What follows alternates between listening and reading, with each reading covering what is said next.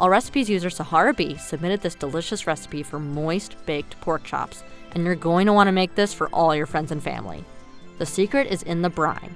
Brining is a method which uses osmosis to infuse your meat with flavor and salt in order to really permeate large cuts of meat. Sometimes just salting the outside just doesn't cut it.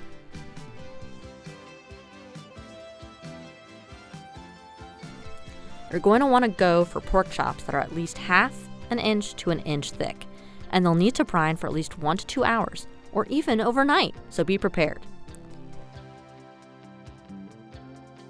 Combine 4 cups of cold water,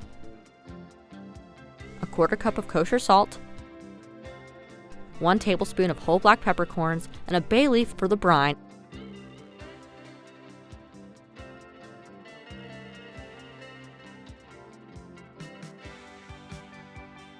Place 4 5-ounce bone-in pork chops.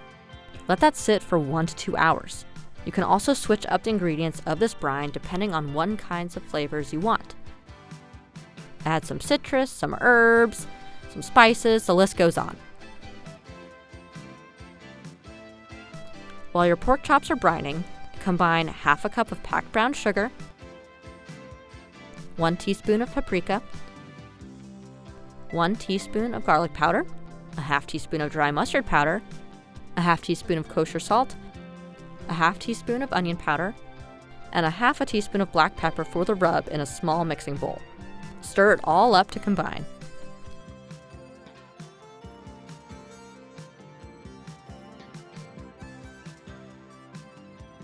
Remove your pork chops from the brine, rinse under cold water, and pat very dry. Rub your pork chops generously on both sides with the seasoning mix you just made and discard the rest of the brine. Heat a cast iron skillet over medium-high heat until it's very hot.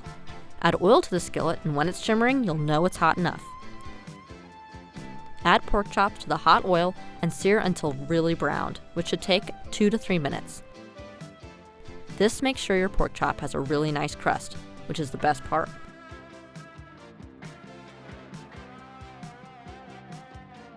Turn your pork chops to brown on all sides and place skillet in a 400-degree oven. Bake for 6 to 8 minutes or until your desired degree of doneness.